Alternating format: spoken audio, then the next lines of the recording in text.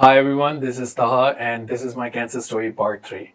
So after that first battle, I truly thought that I was through the worst of it all. I had learned so much, I pivoted my entire life, and I almost felt like I had conquered the worst and almost felt ready to conquer anything that life had planned for me. After all, I had been in the clear for the past 7 years. So after the surgeries, I was on bed rest for a couple of months. And this is when I decided that it would be better for me to take a semester off from Habib University and focus on my rest and recovery and, just be on the bed rest as the doctor had advised me to.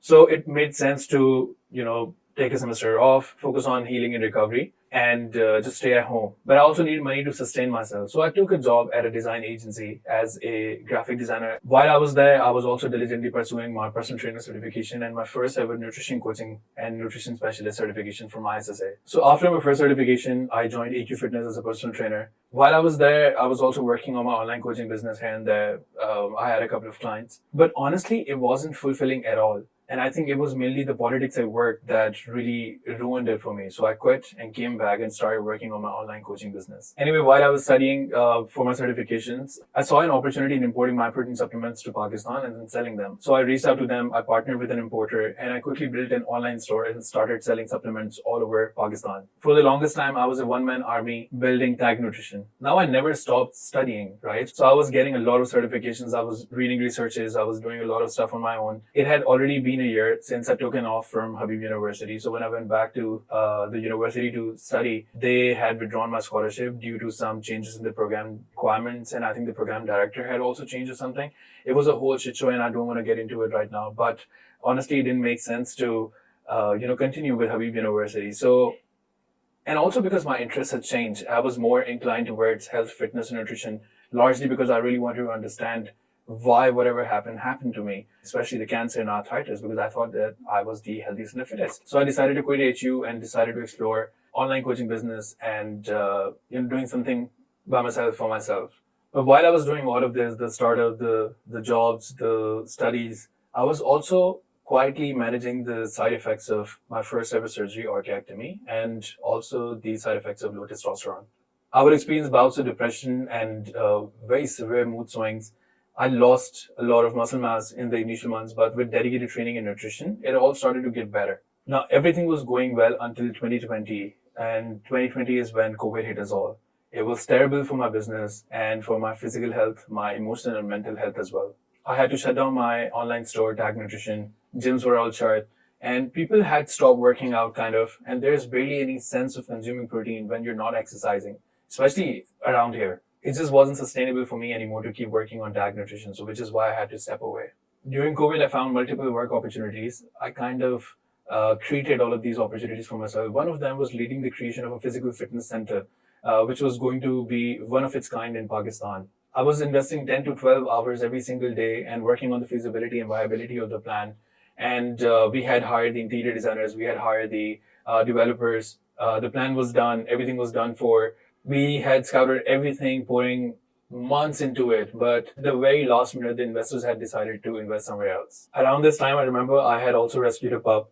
It was a pit bull pup, and actually, I had rescued two. One was with my ex, and the other I had kept. But eventually, I had to give him up for adoption because I remember my mother had started to get really sick, and there was no one else who was willing to keep my pit bull pup because they're so ferocious, right? Because of which I had to give him up for adoption. Yeah, it was really really bad the entire time period around or during COVID. So yeah, life and things took a really weird turn, really significant turn during COVID and even after COVID, and I can still feel the ways it's fucked me over. Moving on, I remember my mother was sick in around December 2020. So I took her to Lahore, and I thought that maybe if she spent some time with her family over there, with her sister over there, she would feel a little better. So I took her to Lahore, dropped her there, and came back to Karachi to focus on work. But then on 2nd Feb 2021, my mother got diagnosed with stage 4 cancer.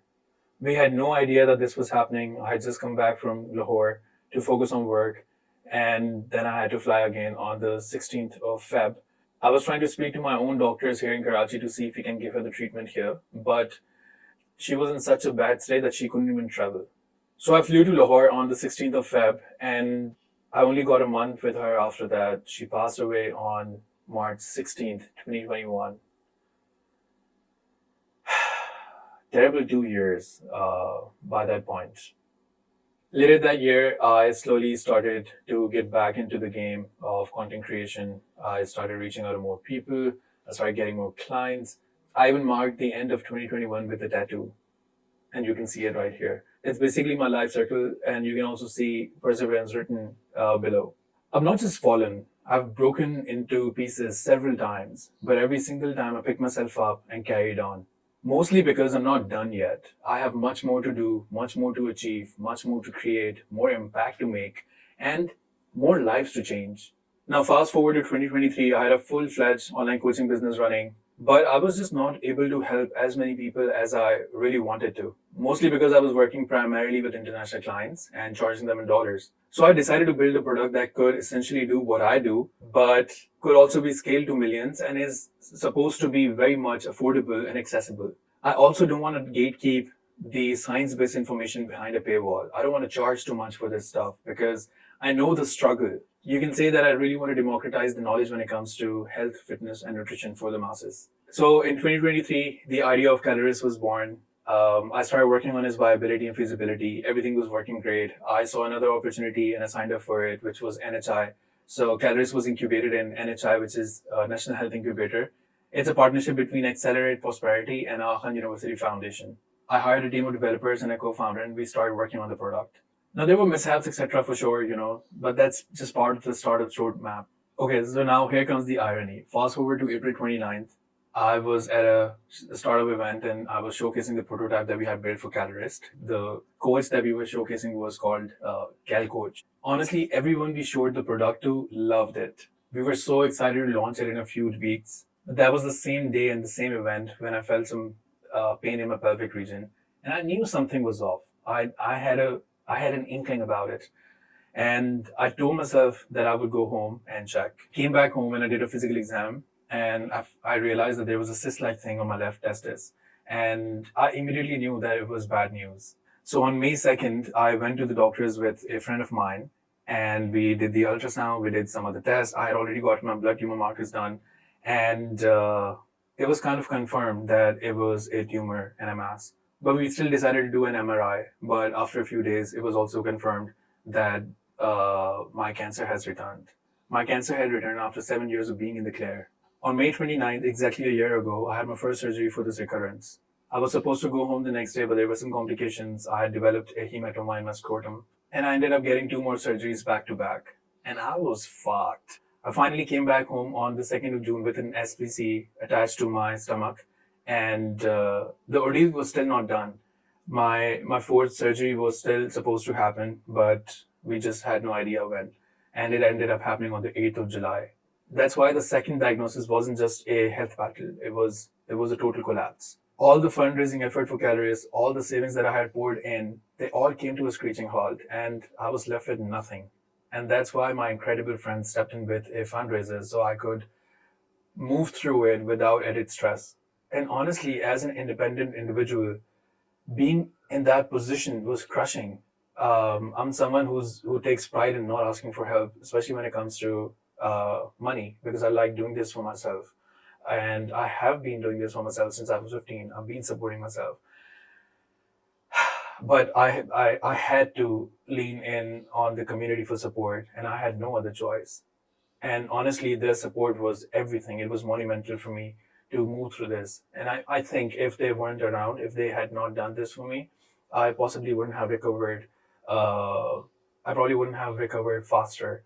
Now, even after a year since those surgeries, I'm still recovering. It's a very slow, ongoing process. This period of breaking was just not physical. It unleashed a whole new set of battles that I'm still fighting. So in the next video, we'll deep dive into those ongoing battles, the full truth about hormonal chaos, TRT, the constant struggle with depression, mood swings, poor vitality, brain fog, and muscle loss, and especially hair loss, which is very triggering for me for some reason. Um, we'll also talk about why I had to go to Malaysia for to seek help with my endocrinology and my TRT. And we'll also talk about what recovery truly means when the fight continues every single day. Now, if you're really liking this raw journey that I'm sharing with you, if you feel like you resonate, please like this video, subscribe, and share your thoughts in the comments below. And also tell me what's the biggest setback you faced and how did you pick yourself up?